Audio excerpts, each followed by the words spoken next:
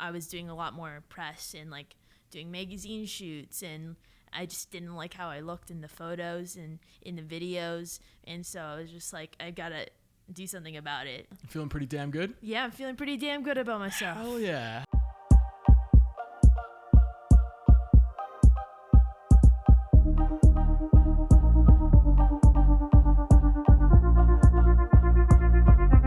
What's up, guys? Xavier here with you on the How'd You Do It podcast. I am out here in a real drizzly Hollywood right now, but I'm hanging out with the Wonder Girl, Elle Mills. How are you? I'm good. How are you? Good. Give you a knuckles?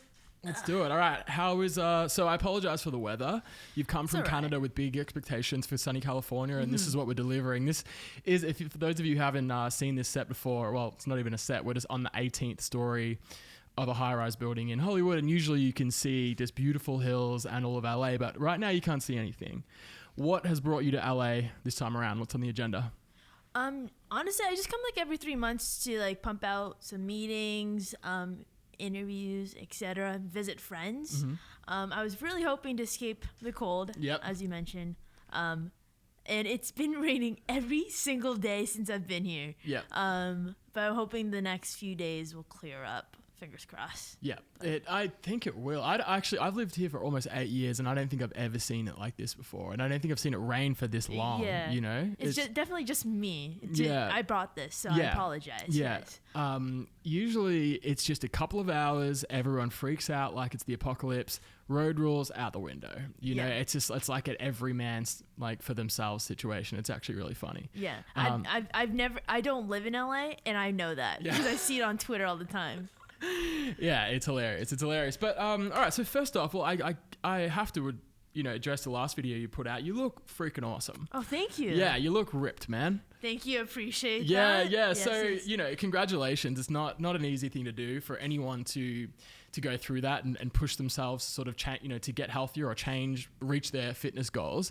I was really interested. So if you can, obviously you've made a lot of changes in your diet and fitness and all that sort of thing. Can you tell me what an average day would be like for Elle Mills before all this happened compared to now? Like, what things are you doing differently to achieve your health goals? Well, like, I try to cut out like all the junk food. So like pop and like not eating out fast food. Like I try to go with the salad over the burger. So doing those like small changes, going to the gym, try to go, well, when it's sunny out, like going on walks with friends, and just like really being active. And to just make sure I get off the computer screen for at least like an hour or two a day. Those are like the major changes really. But like, So what were you doing before that? You weren't really exercising, you were spending a lot of time on computer? Yeah, no exercise at all. Just on the computer. That's it, literally. Like the whole from when I wake up to when I go to bed in my bed on my phone, and then probably get up to sit at the computer and then go back on the bed to go on my phone. And yeah, I didn't have a gym membership. Eating, I would order out like on like Uber Eats like all the time. Go to McDonald's with friends. And that's it. What were your go-to Uber Eats meals? In Ottawa, I love Wendy's. So like when it was like really bad, I would get a Baconator with poutine. If you know what poutine is. No, I don't. It's fries. Like poutine? Yeah. Oh, how are you supposed to pronounce it? Poutine, because that's how the French Canadians pronounce it. That's awkward. I lived in Canada for 6 months, like 10 years ago, and now I feel awkward that I was pronouncing it wrong the whole time. No. Everyone like in Toronto area say poutine. Right. Yeah. Right. I lived on poutine when I was there. So good. I haven't had it so long. And then like a Coke and maybe some chicken nuggets. Solid. I love that. And doing that pretty regularly that'll do it. Yeah, doing that every day. Yes. Yep. All right. And what was the tipping point? What was the point where you just went, hey, like I'm not going to do this anymore. I'm going to change. Well, for me, like I was having like a lot of problems, like doing like regular stuff, like going up the stairs, and like I was having a lot of heartburn. So there's that. Also, I just didn't like how I looked physically because I was doing during that time, like I was doing a lot more press and like doing magazine shoots, and I just didn't like how I looked in the photos and in the videos. And so I was just like, I gotta do something about it eventually. And I've tried multiple times, but I'm pretty determined when I have a goal. I'm like, all right, let's do this. Let's get it done. And then What did you describe yourself as? An ambitious little son of a bitch, I think you said in your video. Exactly. Very that. cool. And how have people responded to it? I've been getting gassed up a lot, and I appreciate that. Okay. Yeah, it's been nice to have that attention. I'm not used to it.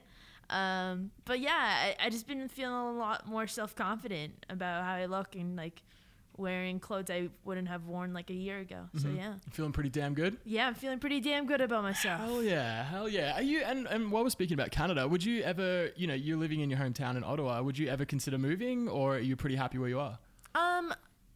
I'm open to it, but I think I would always like, when I say move, like if I got a place in LA, I'd still go back, like stay in Ottawa for 3 weeks, come here for 3 weeks, and like go back and forth. Just because I need, like, being home in Ottawa is very much like a detox for me from like social media world, and I kind of need that just to stay like grounded and like have a healthy mind state. Yeah.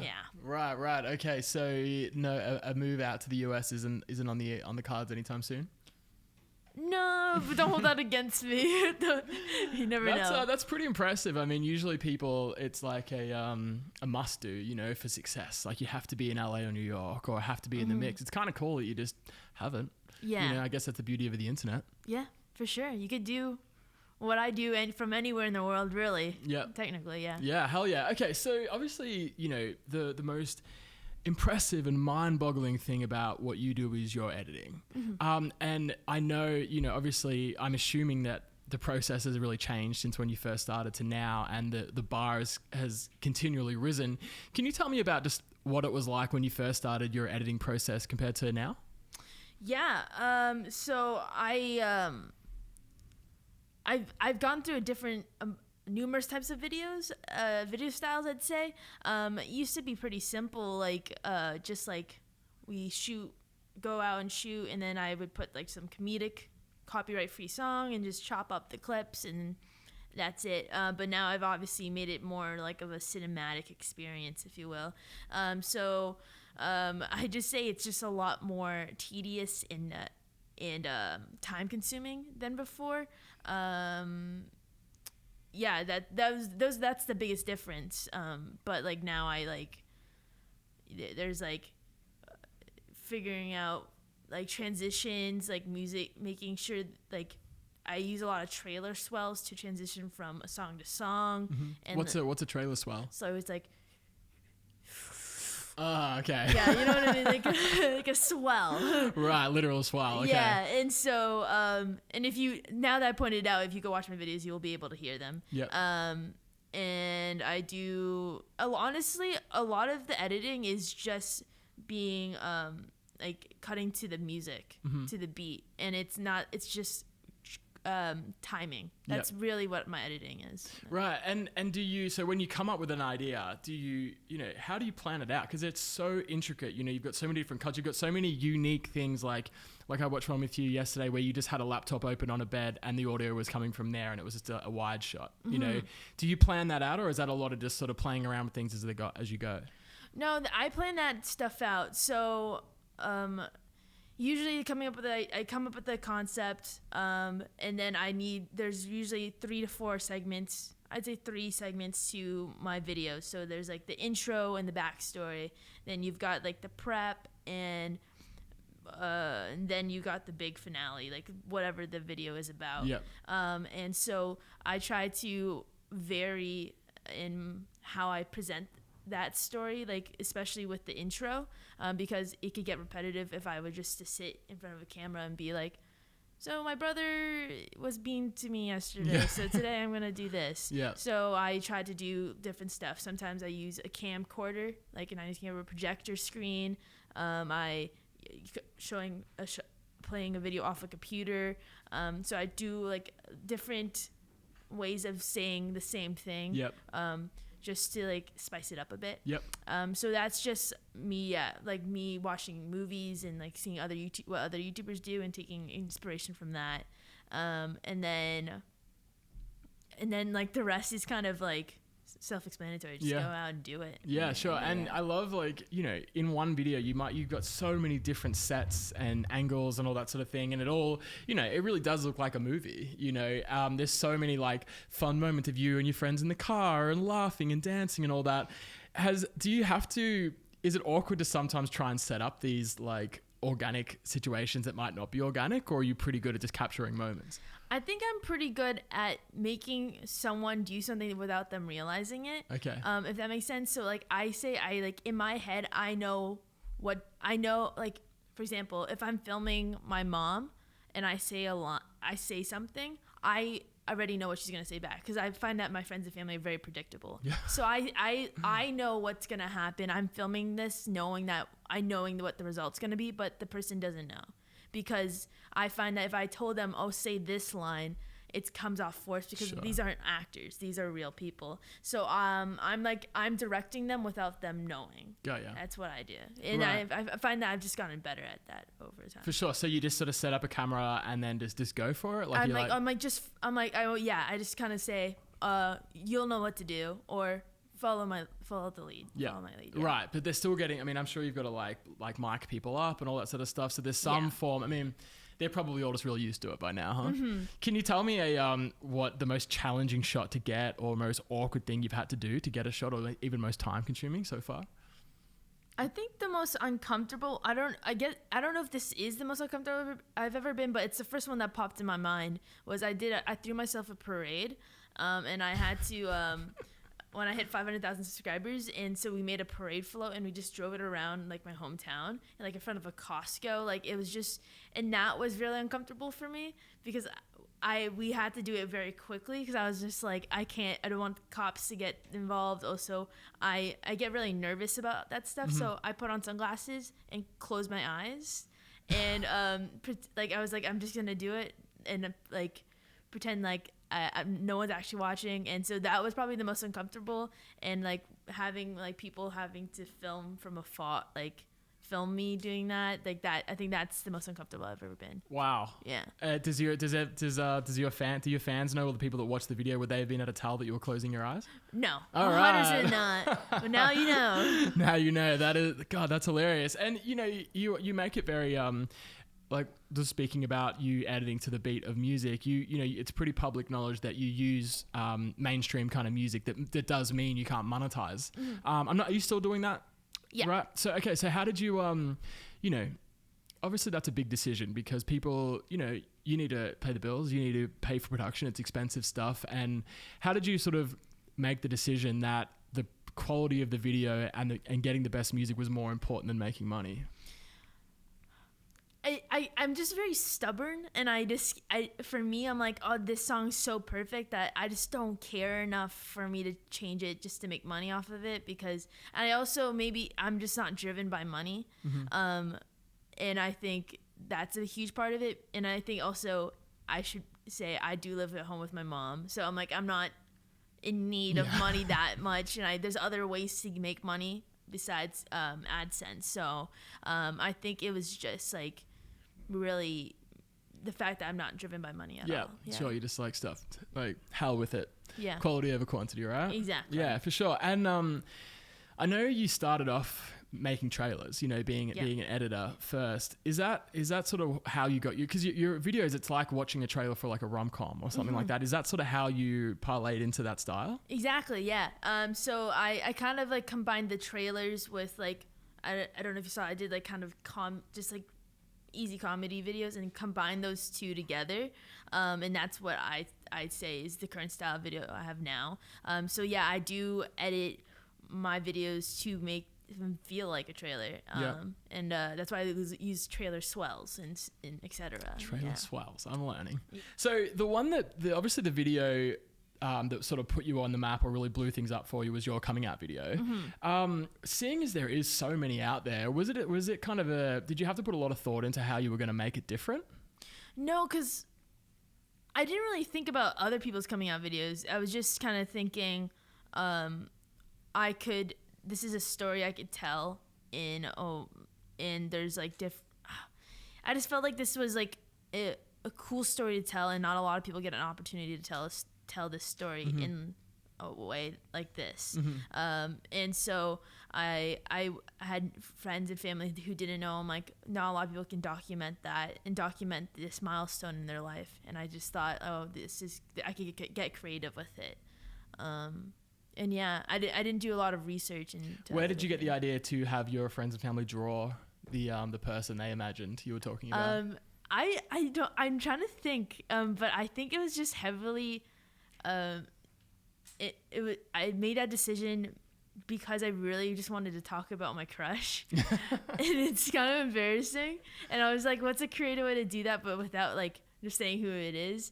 And like, I was like, oh, I could just like describe them. And like, because I've said this multiple times, my crush at that time was a huge part of my whole coming out experience. So I knew I needed to have that in it somehow, but without making it about her. Yep. So I ended up going with that because I'm like, oh, that I guess I just came up with it.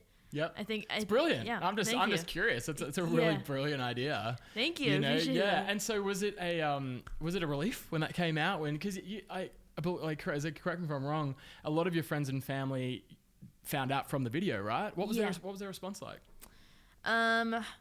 Friends and family, my sister was pretty upset because everyone was supportive of the coming out. It was the fact that I didn't tell them was probably the biggest problem. My sister was very upset. I know she came over that day and was just like, I felt like I deserved to know before the rest of the world. And I do agree with that. I was just very nervous and very scared. I had a lot of friends who kind of just called me out. I was like, why didn't you tell me before? So I don't know, but like after it was all done, it was a huge weight off my shoulders. It just felt so good to not have this secret. Like it was just like an elephant in the room. And I when I think back to me during those months, I was so depressed. And so it's just. And do you think that was a big contributor, just not being able to be who you were? Yeah. And just having like this problem I can't talk about. And I was very confused and unsure. And I was just really worried about what my friends and family would really think. I know they would all be supportive, but the thought of like what they were actually thinking about me, that scared me. Yeah, for sure. I mean, that's scary enough. 99.9% of people, that's the problem they have to deal with, telling their friends and family and loved ones. You have that as well as the entire world. As well as the whole of YouTube. So so your friends and family is one thing. Were you scared about what your fans would think? No, actually, I was more scared of the people in my real life. I knew that like so many YouTubers have came out at that point and everyone has just been so supportive that I knew like I was most likely gonna get support for it. So I really wasn't too worried about that at all. Yeah, no. Nice. And so you've said before that was kind of the first sort of vulnerable video you put out about yourself, and a lot of your content before was sort of comedic. Yeah. Did you have a moment where you're like, oh, whoa, that was cool? Like, how did it feel, and how did you decide to keep doing that type of thing? Yeah. I think I remember talking to a friend, and I actually did mention like how my concerns with that. I'm like, oh, this is like I cry in it. That's so weird. I never even show.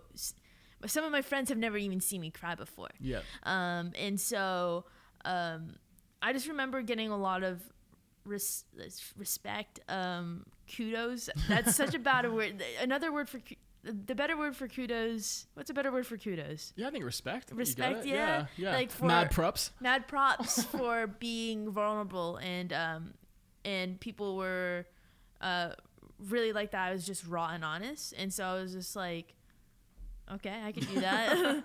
So it's just I've done it for other things that I am passionate about, I guess. Right. Yeah. Okay. That's do you feel like it's sort of change your editing style a little bit, like going, did you have to start getting a whole new different style of shots and that type of thing to sort of capture that emotional element? Yeah, I do think there was a shift after the coming out video, because I now feel like I have like kind of two different styles. There's like the funny, like classic Elle Mills stunt, and then there's like Elle Mills being raw and emotional.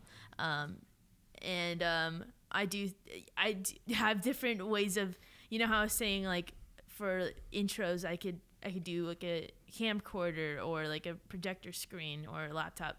I have different ways of being raw, you know, different ways of showing a raw side of myself. So yeah, I guess I did have to like develop that. Yeah, nice. What's been the hardest video to hit the upload button on? It probably was either I think the main three, so coming out, burnt out at 19, or this most recent eating one. Actually, no, I'm gonna say it was either coming out or burnt out. Yep. Burnt out was pretty emotional. Yeah, burnt out was a tough one. Yeah. Was there any footage in that video that you were like, oh my God, I can't believe I'm showing this? Yeah, and there's stuff that I cut out for like What did you cut out? So there's a part in the hotel room where I'm like on the phone, but those are actual audio clips I was sending to a friend at the time, and I cut out a lot of that. Yeah, that was pretty moving. Yeah. And so we made it in a way that I had friends watch it over, and we put the clips that like told enough but didn't, because I feel like there should be a line, like, and I'm very raw and honest, but there's certain stuff that just shouldn't be on the internet. Sure. And so that stuff was cut out. Okay. Yeah. And I mean, even that I mean, that was a like a hotel room bed, right? Yeah. And so did you record so that was just like, did you record the phone call, or how did you get that that audio footage? No, so it's like, actually, you know how you can send audio messages out over text? So those were audio messages sent over text like a few days prior to leaving London. Yeah. And the last day of London. So basically, the reason I had to make a video is because there's this thing called Buffer Festival, and YouTubers premiere videos, and I had already said yes to going to this event at Buffer LA, and that was 1 week after London. And so I was in London and I had no video, and I was like, okay, I'm fucked. Yeah. And so I was just like, wait, this is something going on in my life. Why don't I just talk about this? So the last 2 days of London, I decided I was going to make a video about what I had just gone through. And so I went to the hotel, back to the hotel, because I was actually, never mind. Yeah, I went back to the hotel, filmed that. Like, I was going to give you a whole rundown, but like, I went to the hotel, filmed that, like, and I exported the audio clips from the week prior from my phone, put them on top of that. And I was just like, I think this shows enough. I don't know. Wow. So you pulled that video together just a couple of days before this event? Yes. Wow. Yeah. that is some pressure. So it sounds like, I mean, just that sounds like a lot of pressure, and it sounds like, I don't know, the level of pressure sounds like it really rose after, so say the coming out video exploded. Did you feel a lot of pressure to sort of maintain that standard after that? Oh, 100%, because I was so, at that time, I was like, I need to keep the momentum up, and I was very scared that I was going to lose it. And so my next video after my coming out video was like the craziest thing I've done, and I legally married my sister's boyfriend. I did see that one. Yeah. Girl, that's nuts. Yeah. And so like that was like me being like, I have to top myself. Like I can't just do something normal. So that's like, I think, that was insane. I think it's funny now, but like it was to do something legally for a YouTube video. Yeah. You're definitely feeling the pressure, and I mean, you can, you do weird things when you're kind of panicking, like, it's a weird situation to be in, and something you can look back on and just be like, what the hell was I thinking? Do you feel like that about the marriage video? Or you like, I mean, like, I've learned my lesson. Like, I know not to do it because I had to go through an annulment, and like it was just a bitch. But like, I know I won't do it again, but I still think it's a funny story. Oh yeah, I think you nailed it. Yeah. And so like, it sounds like when you were going through this whole period, you made this video and you said this line. It was basically like, I'm achieving everything I've ever wanted. Why am I so unhappy? In hindsight, are you able to identify what was actually making you unhappy? It was, I just feel like I'm a perfectionist, and also I push myself too hard. And I think it was me saying yes to all these things and just constantly doing more and more and more, while having this pressure of maintaining this dream of mine. And so I think, it was just, the pressure was all internal, in my opinion. And I think it was just me having to go through all of that to figure out that it's not worth like beating yourself up over it. And so, as dark and depressing as what I went through was, I'm honestly very happy I went through it, because it was a huge learning experience. And another thing you said that I really liked is that you said that the expectations put on YouTube is not sustainable. So that's a pretty, it sounds like you're pretty self-aware of where the industry is going. Where do you see yourself going? In general, career, I mean, do you see, if you've acknowledged the fact that the pressure on you to maintain this isn't sustainable, do you see yourself branching off into other things, going into directing? Like, yeah, 100%. I think it would not be sad. It's a little sad if this is it for me, because I've reached it at a young age. I have so much more life to live. So like, I definitely want to, try other things, film, short film, TV, etc. Like acting, directing, just because there's just so much out there, and I would love to try my hand at all of it. And I'm definitely working towards that. Yeah, for sure. Well, I guess you just got to ride keep riding the wave for a little while longer before you branch off into other things. And you talked about getting inspiration from your friends and obviously other YouTubers. Who do you find the most inspiring? I mean, I know you had your inspiration starting out, but what about right now, 2019? Who do you think's out there killing it? Oh, who do I think's out there killing it right now? I think James Charles has been killing it. Like, he's literally made a whole brand for himself. That's insane. That's like the biggest one I've been noticing. I'm like, damn, that guy's he came on the show a few months ago, and he was great. I was like very impressed with him. Like 19, just like he's very so well business spoken. minded. Yeah. Even like, so we're setting up the cameras and everything, and him and his manager Jake were just like, it was like rapid fire. He'd come from a shoot for his sister apparel that morning. He was going to shoot a video with the Sister Squad at it was right before Halloween, so they were going down to a haunted house, I think in Huntington Beach or somewhere. And I was just sitting there listening, actually. I was just like, wow, like I had no idea. You know, that kid knows what he's doing. It's really impressive. I know, it's insane. I think also David Dobrik has been killing it. Those are the ones I've noticed been killing it in terms of videos. Have you ever seen Luke Corns? Yes. I love his content. Okay. I think he's so good, and I don't think he gets enough credit. All right. Yeah, I've actually been trying to get him on the show. Maybe you just reminded me to go after him. Yeah. I'll let him know. I saw him last night or something like that. I'll be like, look, bro. I'll talk to his manager. Say, look, man, like, I reached out to you a little while ago. I honestly forgot about Luke, but Elle Mills, she hit me up. She was like, you got to get the kid on, so let's make it happen. Yes, right. please. All right, Elle. Well, I want to say a huge thank you for coming on the show. I really appreciate it. And give you another high five. Amazing. Good luck. I hope the weather clears up for you. Yeah, thank you so much. That's it. All right, guys. You've been watching the How'd You Do It podcast. My name is Xavier Brinkman. Yeah, you want to look into that one too? That's cool. Thanks so much. Catch you next week.